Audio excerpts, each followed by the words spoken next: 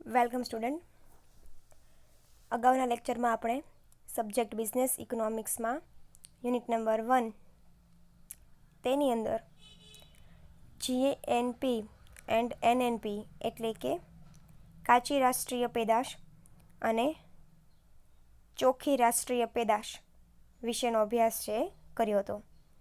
એટલે કે unit number 1માં આપણે અત્યાર સુધીમાં રાષ્ટ્રીય આવકની ગણતરી માટે જરૂરી એવા મુખ્ય ટોપિકો જે છે એ જોયા છે.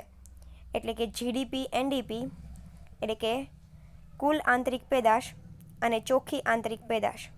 GDP NDP એટલે કે કુલ આંતરિક પેદાશ અને ચોખ્ખી આંતરિક પેદાશ.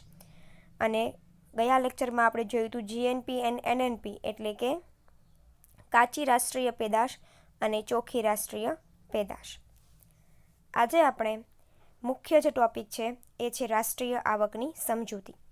રાષ્ટ્રીય આવક કોને કહેવાય છે એનો ટોપિક છે આજે આપણે જોવાના છીએ. બરાબર. તો તમને 3 રીતે ક્વેશ્ચન છે એ પૂછાઈ શકે. કેવી રીતે? તો કે પહેલું, સાધન ખર્ચે રાષ્ટ્રીય આવકની સમજૂતી આપો. અથવા એમ પણ પૂછાઈ શકે કે સાધન ખર્ચે રાષ્ટ્રીય આવકનો ઉદાહરણ સહિત ખ્યાલ સમજાવો. અથવા એમ પૂછાય 7 માર્કમાં ટૂંક નોંધ એટલે કે શોર્ટ નોટ પૂછાય, એ છે સાધન ખર્ચે રાષ્ટ્રીય આવક. અત્યાર સુધી જે આપણે કન્સેપ્ટ જોયા એ દરેક કન્સેપ્ટ છે એ શેના માટેના હતા? તો કે ભાઈ રાષ્ટ્રીય આવકની ગણતરી માટે ઉપયોગમાં લેવામાં આવતા અલગ અલગ ખ્યાલો હતા. હવે આપણે મુખ્ય બાબત છે સમજવાની છે એ છે રાષ્ટ્રીય આવક કોને કહેવાય. તો સૌથી પહેલી જે વ્યાખ્યા છે એ આપણે જોઈએ. સાધન ખર્ચે રાષ્ટ્રીય આવક વર્ષ દરમિયાન ઉત્પાદનના સાધનો, તેમની સેવાના બદલામાં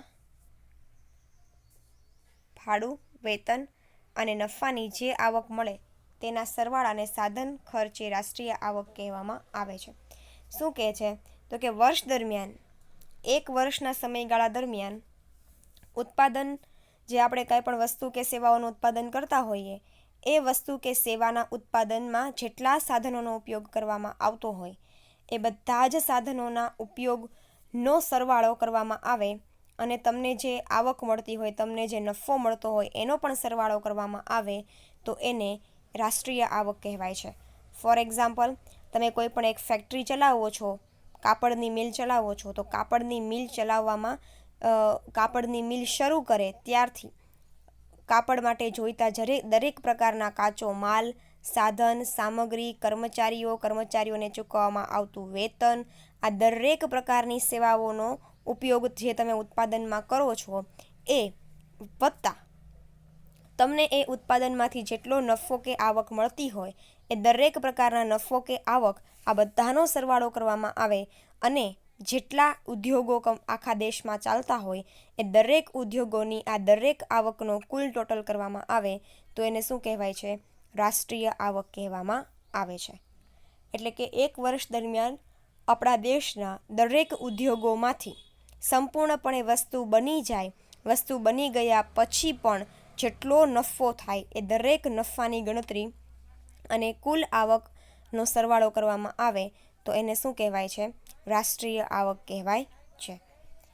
એક વર્ષના ગાળા દરમિયાન ઉત્પાદન મેળવવામાં જમીન, શ્રમ, મૂડી અને નિયોજનના કૌશલ્યએ આપેલા ફાળા સાથે સાધન પુરવઠો પૂરો પાડનારાઓએ કરેલી કુલ કમાણીને સાધન ખર્ચ ગણવામાં આવે છે.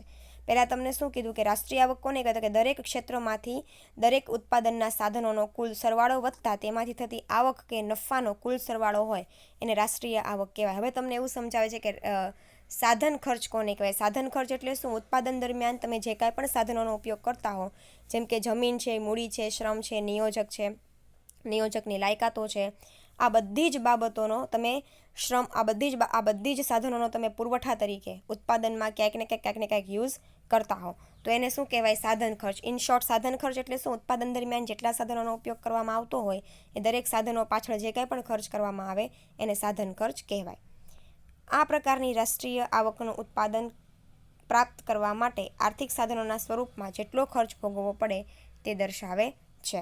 એટલે કે ઉત્પાદન દરમિયાન તમારે જે કાંઈ પણ વસ્તુના ઉત્પાદન પાછળ જે કાંઈ પણ ખર્ચ ભોગવવો પડતો હોય એ બધા જ પ્રકારનો ખર્ચ છે એ સાધન ખર્ચમાં ગણવામાં આવે છે.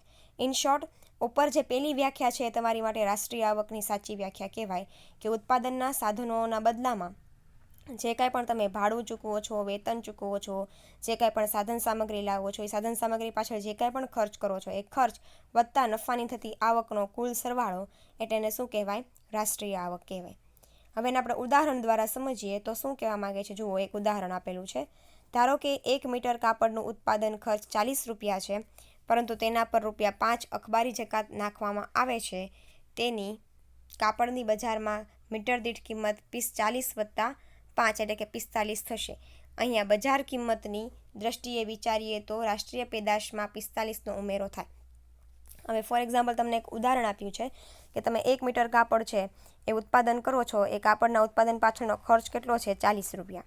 એની પાછળ તમારે કરવેરો છે એની બધું કેટલું ભરવું પડે છે? તો કે 5 રૂપિયા. એટલે કે બજારમાં તમારી જે કાપડ છે, 1 મીટર કાપડ છે, એ કેટલા રૂપિયાની કિંમતે વેચાય છે? 45 રૂપિયાની કિંમતે વેચાય છે. બરાબર. શું કામ? તો કે ઉત્પાદન પાછળનો કુલ ખર્ચ વત્તા તમે જે કાંઈ પણ ટેક્સ ભરતા હો, ટ્રાન્સપોર્ટેશન કોસ્ટ હોય કે જે કાંઈ પણ કોસ્ટ હોય, જે કાંઈ પણ કરવેરાઓ તમે ભરતા હો, એ બધા જ કરવેરા છે એ 5 રૂપિયા થાય છે 1 મીટર દીઠ કાપડ પાછળ. તો આપણે બજાર કિંમત જોવા જઈએ તો કુલ બજાર કિંમત કેટલી થાય? 45 રૂપિયા થાય 1 મીટર કાપડની. એટલે આપણે એવું કહી શકીએ કે 1 મીટર કાપડમાંથી આપણી રાષ્ટ્રીય આવકમાં દર વર્ષે 45 રૂપિયાનો જે છે એ ઉમેરો થાય 1 મીટર દીઠ કાપડ માટે. શું કામ? તો કે આપણી બજાર વેલ્યુ, આપણી માર્કેટ વેલ્યુ કેટલી છે કાપડની? તો કે 45 રૂપિયા. પરંતુ સાધન ખર્ચે ગણતરી કરવામાં આવે તો ₹45નો ઉમેરો થાય છે. તેનું કારણ એ છે કે ગ્રાહકની મીટર દીઠ કિંમત ₹45 ચૂકવે છે. તેમાંથી 5 અખબારી જકાત પેટે સરકારને મળે છે. હવે જુઓ, ગ્રાહક તરીકે આપણે કેટલા રૂપિયા ચૂકવીએ છીએ? કાપડની જેટલી બજાર કિંમત હોય એ આપણે ચૂકવીએ છીએ. એટલે કે 45 રૂપિયા જે છે એ આપણે ચૂકવીએ છીએ. શું કામ? તો કે સરકાર જે ગ્રાહકોને વસ્તુ વેચવામાં આવે છે એ કેવી વેચવામાં આવે? તો કે બધી ટોટલ આખી કિંમત હોય વસ્તુની એ વેચવામાં આવે છે. તો એ રીતે આપણે જોવા જોઈએ તો મીટર દીઠ આપણે ગ્રાહક તરીકે 45 રૂપિયા છે ચૂકવીએ છીએ. જ્યારે એમાંથી 5 રૂપિયા કોને મળે છે? સરકારને મળે છે. બરાબર. તો 45 રૂપિયાના ઉત્પાદનના સાધનોના માલિકને ભાડું, વેતન, વ્યાજ અને નફા રૂપે મળે છે. એટલે કે સાધન ખર્ચે કાપડનું મૂલ્ય કેટલું થાય? કાપડની બજાર કિંમત માઇનસ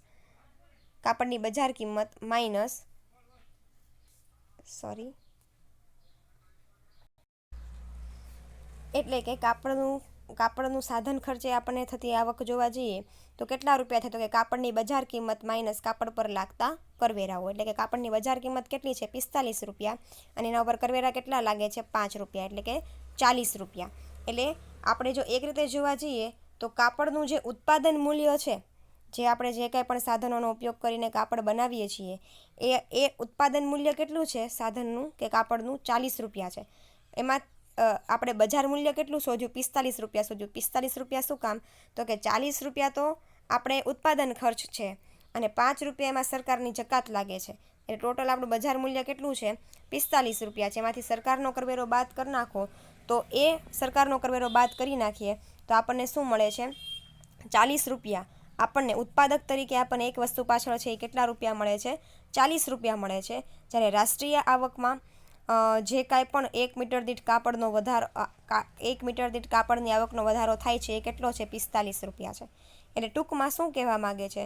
તો કે ટૂંકમાં સાધન ખર્ચે રાષ્ટ્રીય પેદાશ મેળવવા બજાર કિંમત ગણવામાં આવેલી રાષ્ટ્રીય પેદાશમાંથી વસ્તુ વેરાની કિંમત બાદ કરવામાં આવે છે.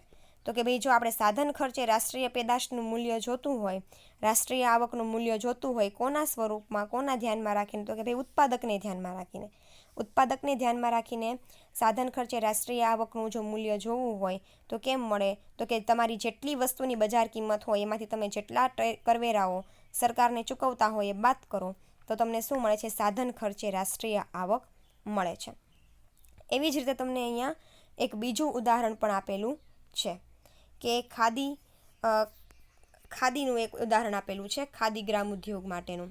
તો કે ખાદીના કપડાં ઉપર ઉત્પાદકોને સરકાર તરફથી સબસિડી આપવામાં આવે છે ત્યારે વસ્તુ અને સેવાઓની બજાર કિંમત કરતાં સાધન ખર્ચથી ઓછી હોય છે. ધારો કે ખાદીના કાપડ પર સબસિડી દર મીટરે 20 રૂપિયા છે. ખાદીનું કાપડ 1 મીટર ₹100 મુજબ વેચાણ થતું હોય તો તેનું વેચાણ મૂલ્ય તેના સાધન ખર્ચથી ઓછું હોઈ શકે છે. કારણ કે બજાર કિંમતે ખાદીનું મૂલ્ય બરાબર સાધન ખર્ચે ગણાતું ખાદીનું મૂલ્ય વત્તા ખાદી પરની સબસિડી, એટલે કે શું કહે છે 100 + 100, 100 + 20 બરાબર 120. ખાદીના હવે અહીંયા તમને એવો પ્રશ્ન થશે કે ભાઈ ઉપર આપણે બજાર કિંમતમાંથી કાપડનો જે વેરો છે એ બાદ કર્યો હતો, બરાબર, અને અહીંયા છે એ આપણે કેમ પ્લસ કર્યો? તો એક ખાસ વાત યાદ રાખવાની કે તમે જ્યારે સાધન ખર્ચે કાપડનું મૂલ્ય શોધતા હો ત્યારે તમને શું મળશે? ત્યારે તમારે સાધન ખર્ચે કાપડનું મૂલ્ય શોધવું હોય ત્યારે શું કરવાનું? તો કે જેટલી બજાર કિંમત હોય એમાંથી કરવેરા બાદ કરવાના.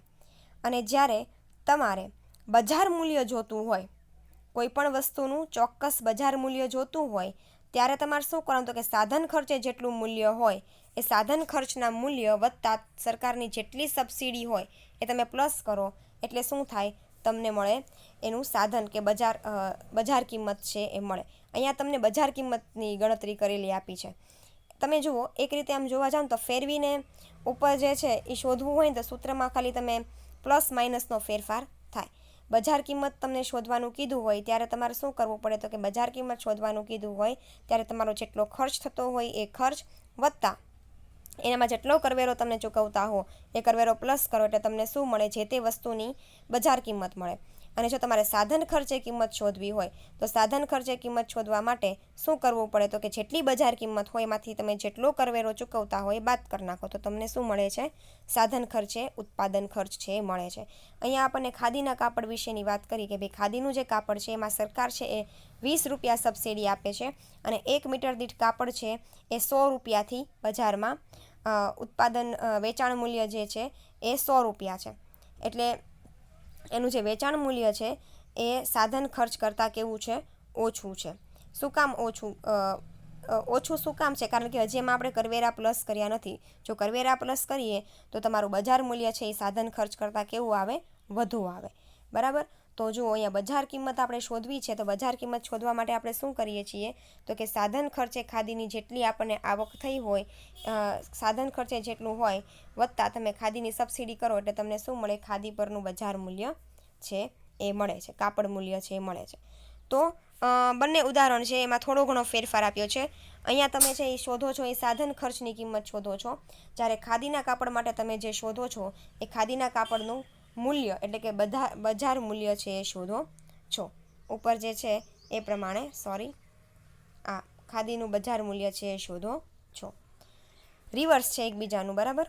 ઓકે, તો આપણે જો આ સાધન ખર્ચને આ રાષ્ટ્રીય આવકના વલણ જોઈએ તો તમારે છે એ એક કરતાં વધારે આંકડાઓ છે એ તમને મટીરિયલમાં છે આપેલા હશે, પણ તમારે લોકોને જે એક પહેલું વર્ષ હોય 1950-51માં સાધન ખર્ચે રાષ્ટ્રીય આવક આપણી હતી કેટલી? તો કે 9,678 કરોડ હતી, જે વર્ષ 2009-10માં કેટલા રૂપિયા થઈ?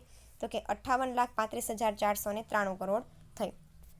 આ બે આંકડાઓ યાદ રાખવાના અને એની સમજૂતી છે તમારે શબ્દોમાં આપવાની થાય કે વર્ષ 1950-51માં સાધન ખર્ચે રાષ્ટ્રીય આવક છે એ 9,678 કરોડ હતી, જે વર્ષ 2009-10માં વધીને 58,35,493 કરોડ જેટલી થઈ.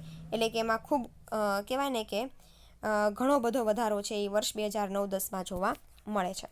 તો આ રીતે આંકડાકીય માહિતી છે 2 વર્ષની યાદ રાખો તો ચાલે. તો આ હતો રાષ્ટ્રીય આવકનો ખ્યાલ, સાધન ખર્ચે રાષ્ટ્રીય આવકની સમજૂતી. આજના લેક્ચરમાં આપણે એટલું રાખીએ છીએ. નેક્સ્ટ લેક્ચરમાં આપણે રાષ્ટ્રીય આવકની ગણતરીની પદ્ધતિઓ વિશે છે ચર્ચા કરીશું. Thank you.